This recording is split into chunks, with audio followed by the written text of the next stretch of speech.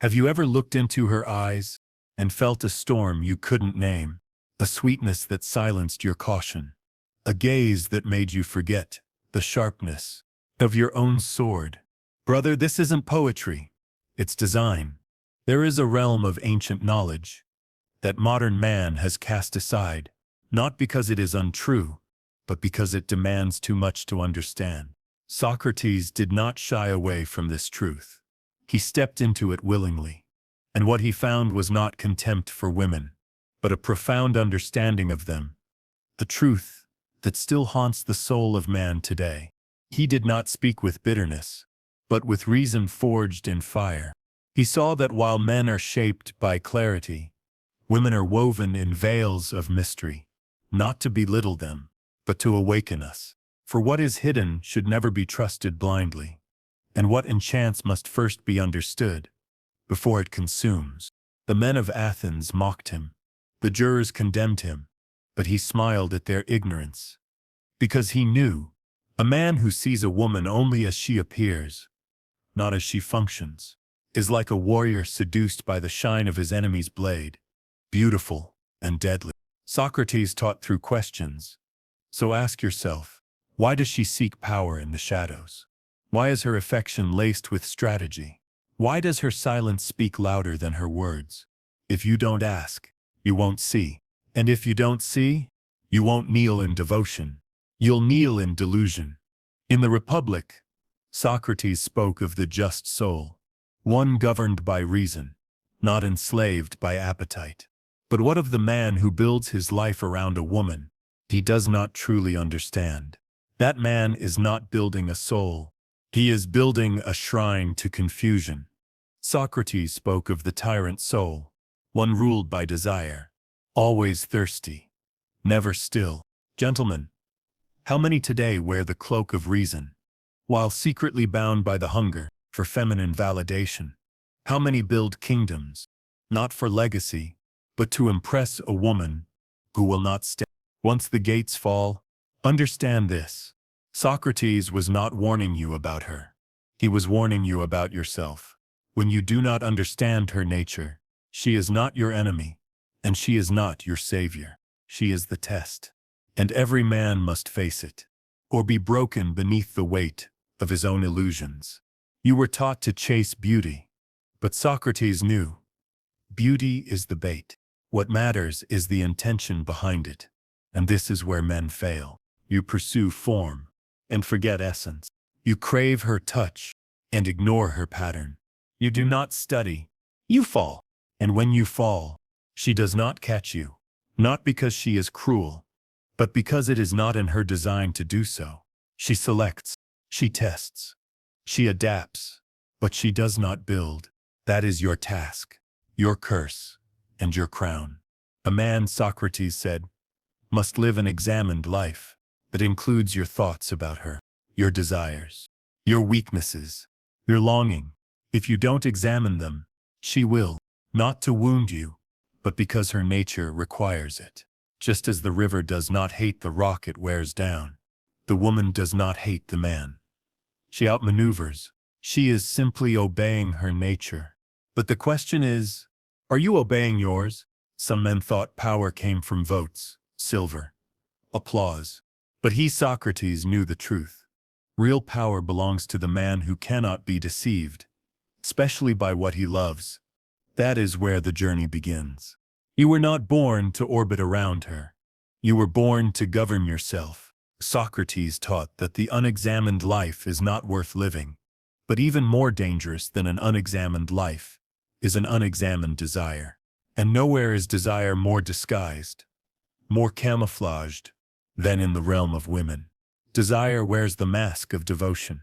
It sings like truth, dances like destiny, but beneath it all, it obeys something more primal: survival, selection, instinct. You call it love, she may call it timing. In Phaedrus, Socrates warns, love, when untethered from reason, becomes a form of madness. Divine, maybe, but madness, nonetheless. He describes the soul consumed by lust as a wingless creature, crawling in circles, obsessed with the object of its hunger. How many men live like this now? How many have sacrificed their mission, their values, their sovereignty? For what? A fleeting glance, a dopamine rush, a soft voice, and a warm body. You are not here to be consumed by the feminine. You are here to understand it. Socrates observed. While men seek truth, women often seek alignment. Not alignment with what is righteous, but with what is secure. This is not a judgment. It is a biological strategy, an adaptive brilliance.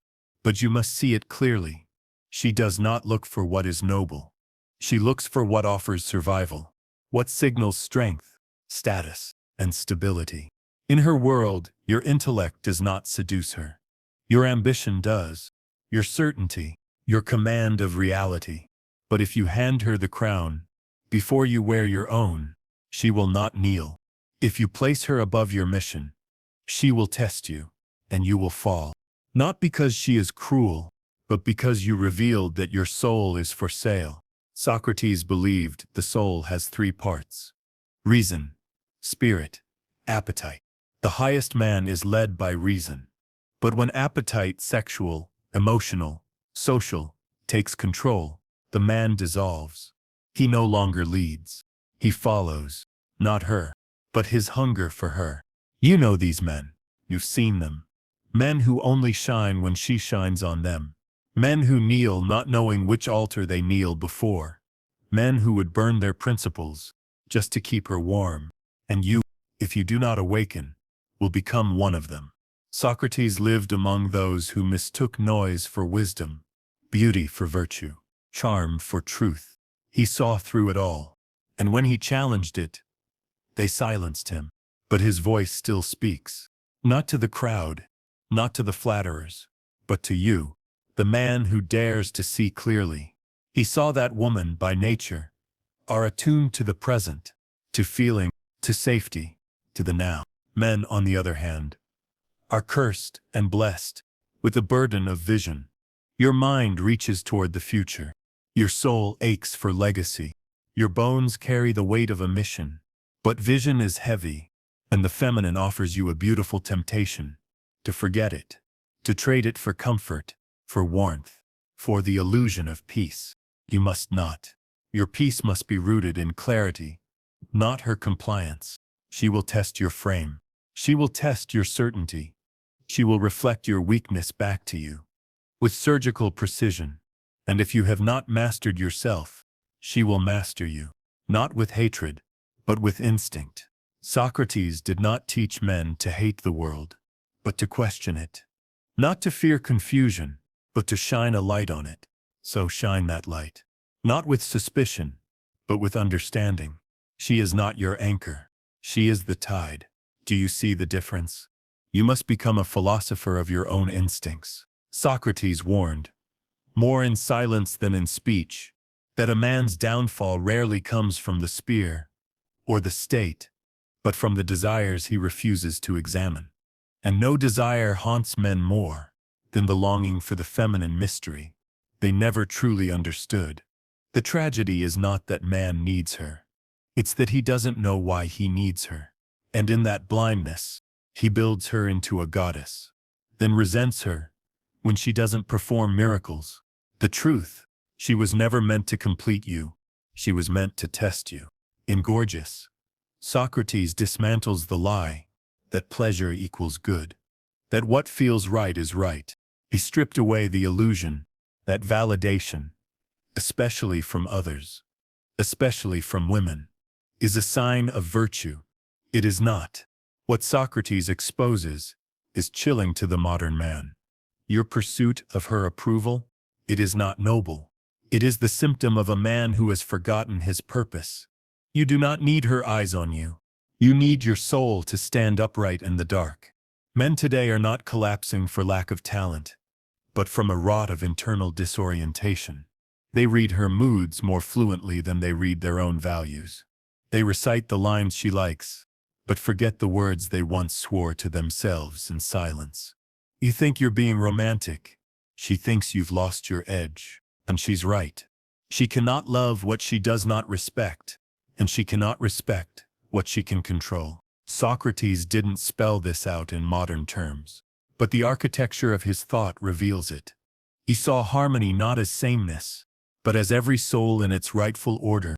A woman does not want to lead you. She wants to feel safe under your direction.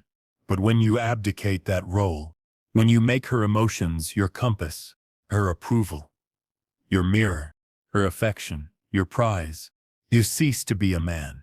You become a satellite. She may keep you around, but not because she wants to, because it's convenient. And one day, convenience expires. The world is full of men who tried to win her love through worship. But love is not won through worship. It is won through sovereignty. In Meno, Socrates asked, "Can virtue be taught?" But the deeper question he left lingering was this: can men even recognize virtue anymore? The same must be asked today. Do you know what masculine virtue is before you offer it to her? Or have you mistaken devotion for discipline, lust for loyalty, compliance for love? She does not want you broken. She does not want you needy. She does not even want you nice. She wants you real. And the real man does not orbit the feminine. He orbits the good, the true, the just, and invites her to walk beside him. Only if she can move in rhythm with that orbit. When she sees you live by principle, not persuasion. When she sees you speak with restraint, lead with clarity, and love without losing yourself, she will follow.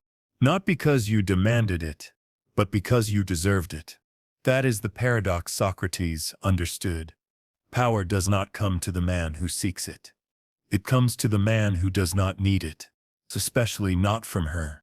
The moment you stop seeking her favor and start seeking your form, not the form of your flesh, but the form of your essence, you become untouchable. Not because you are hardened, but because you are whole. Wholeness is the forgotten wealth of man. The temples of ancient Athens stood not for comfort, but for virtue, etched in stone, measured in trials, whispered into the ears of men by the likes of Socrates. Know thyself, not please her, not serve her, not become what she desires, but know, for in knowing there is power, and in power there is peace. But most men today are not at peace. They are at war, not with her, but with the lie they tell themselves, that her love will save them, that her body will cure their restlessness, that her smile is a substitute for selfhood. That is not love. That is intoxication. And every true philosopher knows, the drunk cannot see the truth. Socrates often spoke of forms, the ideal realities behind the shadows we chase. There is a form of womanhood. There is a form of manhood. And then there is the form of virtue itself. It does not yield to beauty. It does not tremble before desire. It does not orbit another's affection. It stands alone, radiant, unchanging, eternal. Find that, and you will no longer ask for her approval. You will no longer need her light, because you will have become your own sun. Just as there is a form of manhood, so too is there its shadow. But modern men do not chase the form, they chase the shadow, the curves, the eyes, the perfume-drenched promises, wrapped in posture and illusion, and they forget to ask, what does this form serve? What does it protect? What does it devour? She is not evil. She is efficient. She is not deceptive. She is adaptive. She is not broken. She is calibrated for survival. Not yours, hers. Her instincts are sharper than your fantasies. Her decisions faster than your affections. And when your gaze is clouded by lust, longing, or longing disguised as love, she sees what you cannot, your weakness. Socrates never said this outright, but it echoes between his lines. You are either governed by reason or governed by desire. There is no third kingdom. The man who falls into her without a compass, without a code, without a core, does not become free. He becomes lost, smiling, perhaps, but drowning. And what is his fate? To blame her for the undertow he never trained for. But a man trained in reason, a man who has interrogated his instincts, stared down his thirst, unmasked the illusion before it could seduce him. That man does not drown, he sails. She will respect him, not because he is cruel, but because he is clear. In Symposium, Socrates speaks of Diotima, the woman who taught him that love is not the end, but the ladder, a climb, from the love of one body, to the love of all beauty, to the love of wisdom, and finally, to the divine. But most men never climb. They remain at the first rung. They rot in the pit of pleasure, never asking what it was meant to point them toward. You, listener, do not rot. Climb. She is not the summit. She is the question that begins the journey. She is the gate, not the kingdom. She is the wind, but you must be the sail. Your strength is not in overpowering her. Your strength is in outgrowing the need for her to define you. Let her be mystery. Let her be paradox. Let her be woman. But you be man, in the Socratic sense, measured, examined, enduring, unmoved by flattery, unbroken by rejection, undistracted by the glitter of what fades. That is your path. That is your calling. That is your dignity. Dignity is not gifted.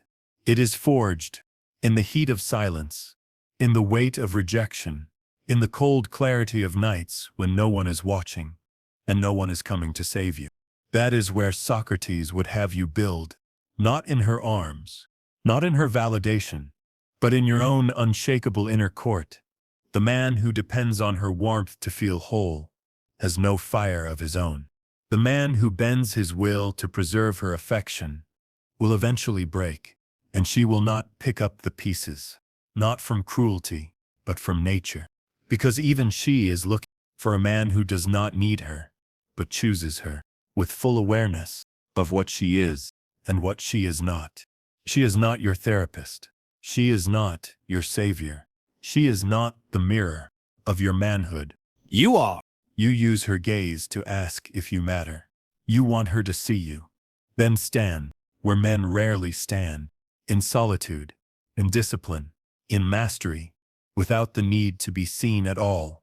Socrates said, "The shortest and surest way to live with honor in the world is to be in reality what we would appear to be." And what does every man want to appear to be? Strong, wise, desired, respected. But how many are willing to do what it takes to actually become that? Do not chase her attention. Cultivate presence. Do not chase her body. Master your appetites.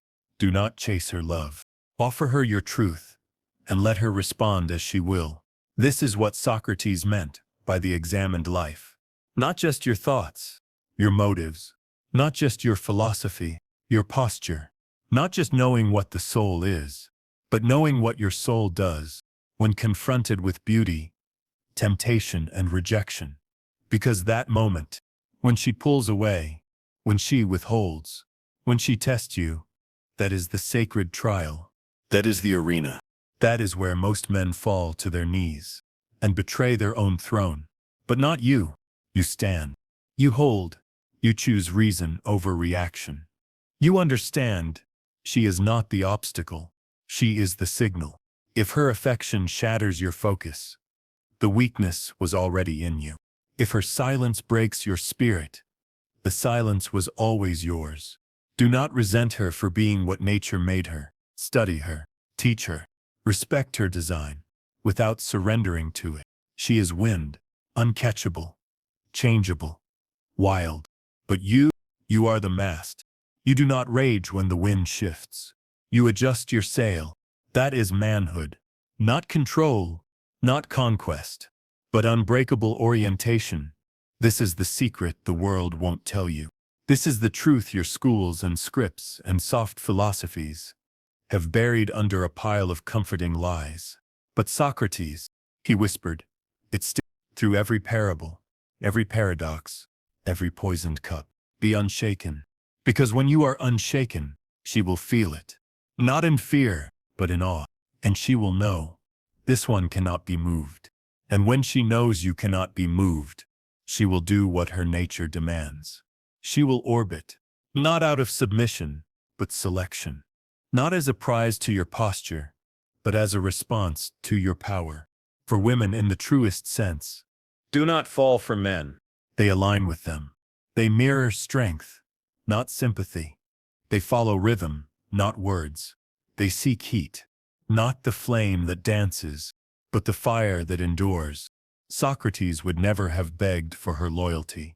He would have simply become the man to whom loyalty is a natural response, because he understood the hierarchy of energies. What is grounded governs what is fluid. And you, man, are not meant to chase water with empty hands. You are meant to build a channel and let it flow. But the world today, it tells you to submit to her emotions, to soothe, to please, to adapt. And in doing so, it asks you to betray the one law written into your bones. You are not made to please her. You are made to become whole. The unshaken man and the call to action. Do not bend, unless bending is your will. Because once you begin to fold to earn her favor, you will fold again, and again, and again, until you are no longer a man, but a memory. There is no equilibrium, where self-betrayal is the currency of love. There is no intimacy without integrity. Do you want to know the kind of man a woman cannot leave? Not the richest, not the most handsome, not the most poetic. It is the man who could walk away and still be whole.